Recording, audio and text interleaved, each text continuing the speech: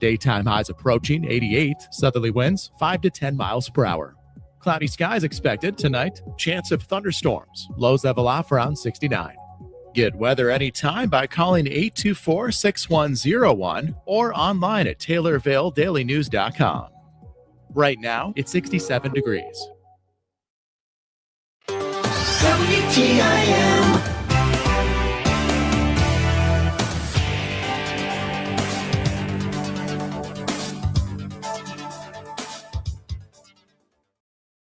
You're listening to WTIM, your information station. Time now for your expanded local news. I'm Reed Kamai.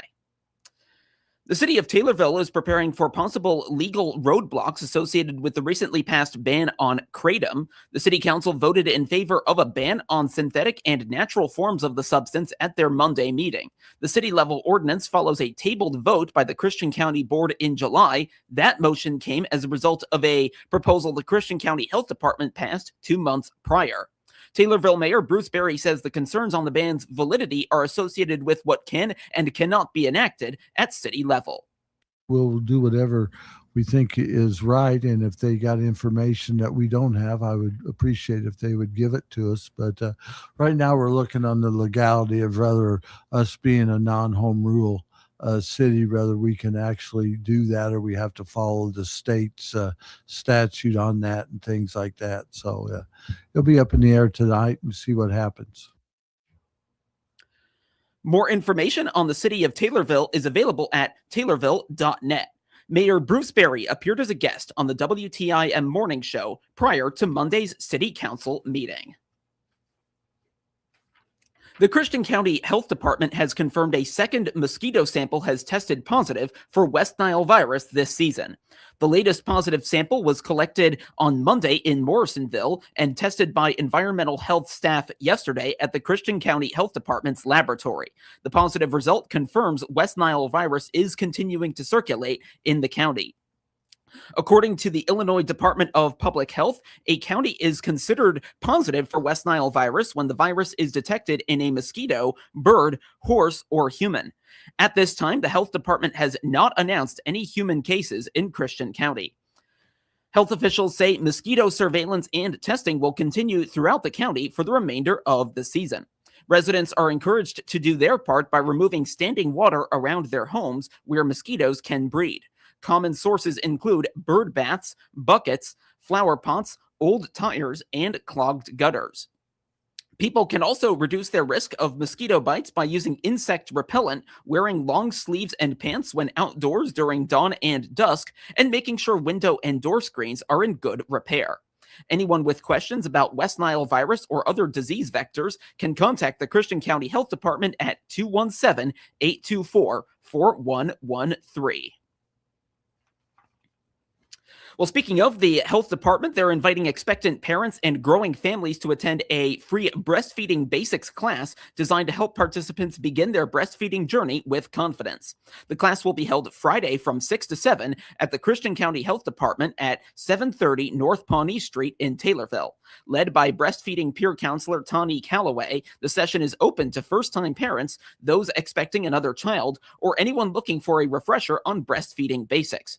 Organizers say the class will provide practical information in a relaxed and supportive environment, helping families feel more prepared before welcoming their new baby. There is no cost to attend, but advance registration is encouraged. Those interested can reserve a spot by calling the Christian County Health Department. That number again is 217-824-4113. Health department officials say they look forward to providing support, education, and encouragement to families as they prepare for their breastfeeding journey. More details are available online at cchdil.org. The Taylorville Community Credit Union opens the doors to its new Taylorville facility today. This marks the completion of months of planning, development, and construction. According to TCCU President Will Perkins, the new building project took years to plan. Perkins also stated that before breaking ground on a design, the design team wanted to figure out what their members would want to see. Perkins also mentioned that thankfully during construction, there was not much as far as setbacks go. We literally have spent years planning the new building, and, from the layout to the exterior design. And so before we ever broke ground, we knew, how we wanted the building, to how we wanted it to look, what we wanted to have for the members, something the members can be proud of, something that was a good steward of the members' dollars.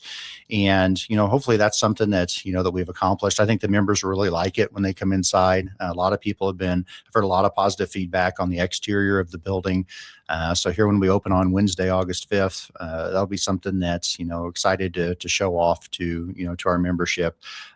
We really didn't have any major, setbacks. You had, there's always a little bit of stuff you have with weather and that, but that's with any construction, have their own offices. Before they were kind of cramped side by side in one office. So we also have our kind of call it the community room, the training room, where we can hold different events. And it's just really, a nice setup, something that we really wanted to have, something that the members can be proud of, and something that will serve the credit union for many, many decades to come. Perkins says the project was a result of a collaborative effort between the credit union's board of directors, management team, design and building partner Keeley Construction, and the city of Taylorville to ensure a brighter future for both members of the credit union as well as employees. Perkins also said that the biggest challenge with the project's completion was himself. Perkins delayed the start of the project so that they can come up with a bigger end-term goal before beginning construction. I wanted to make sure that we were in a position where, we were ready to be able to build this. We had put a lot of planning and thought into it. I didn't want to rush into anything. And, really thinking about what are we going to be looking at for the future? What's going to happen long past my tenure, at the credit union, which is hopefully a couple decades from now. But what are we going to need? What do we foresee in the future? Are we going to need more people? Where are we going to put those people? Building a space that works for us now, but is something that we can live in for many decades to come. If we ever need to add on to the building, where would we add on to the building? And that's already all been, planned into for the future. And you can't foresee everything in the future, but it's that challenge of trying to design something that's to be a good steward of the members, dollars, as well as meeting the needs of your membership, not just today, not just next year, but looking into that decades in the future. While the new branch officially opens for business today, the credit union also plans to celebrate with a combined grand opening and member appreciation event in early September. Additional details on that event are expected to be announced in the coming weeks. This is Will Perkins with Taylorville Community Credit Union. We are excited to announce that on Wednesday, August 5th, we are moving from our location on Main Cross to our new building located at 820 North Webster in Taylorville. Members will enjoy our on-site ATM, drive-up lanes manned by our friendly staff, private offices for opening new accounts, and many other features. A lot of planning went into our new home office, and we are excited to share it with our members. Wednesday, August 5th is a big day. Thank you to all of our members who have supported TCCU over the past 70 years. Member NCUA. Tractor pull enthusiasts will have the opportunity to take in such competitions for a worthy cause at the Christian County Fairgrounds. The Anzar Ag Corps and Southern Illinois Pullers League are collaborating to host the second edition of their Pullapalooza. It's scheduled for Saturday at 11. The event consists of competitions for 14 different classes with variations for tractor weight, speed limits, tire cuts, and more. The Pullapalooza is free to attend, while competitors pay $30 per hook.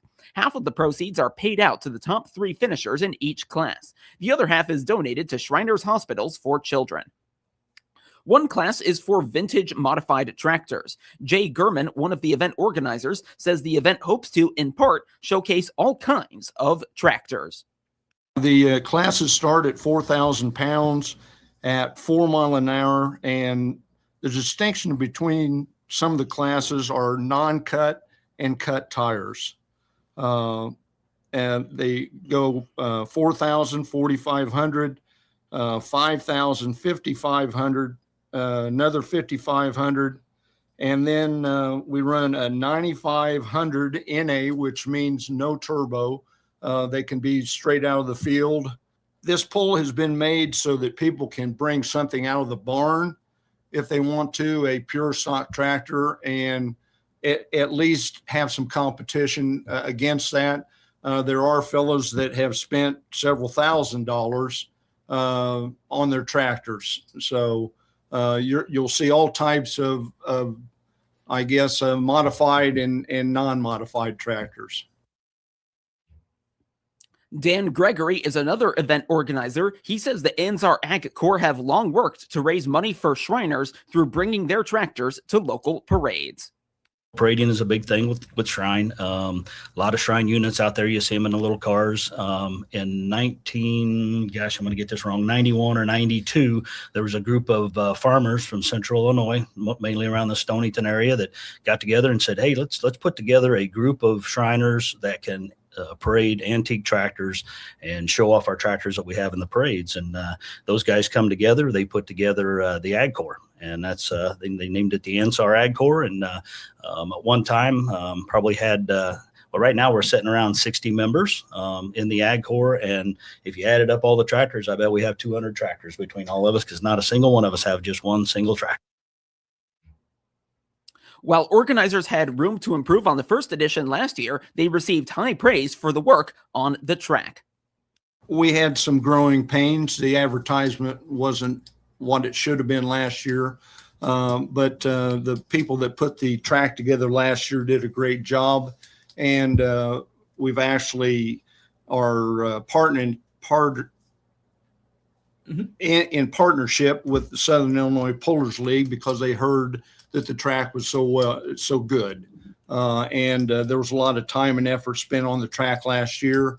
We put 20,000 gallons of water on it in a week. And it made a lot of tractors that thought had a lot of horsepower didn't. More information on the Pullapalooza is available on the Anzar Ag Corps' Facebook page. Jay Gurman and Dan Gregory appeared as guests on the WTIM Morning Show. Banking is more than just numbers. It's about knowing names, understanding plans, and being there when it counts. At Heartland Bank, we invest in people, businesses, and neighborhoods that make up our communities. Because when our community grows, we grow together. Heartland Bank, your goals, our community, one future. Visit us today at hbtbank.com. Member FDIC.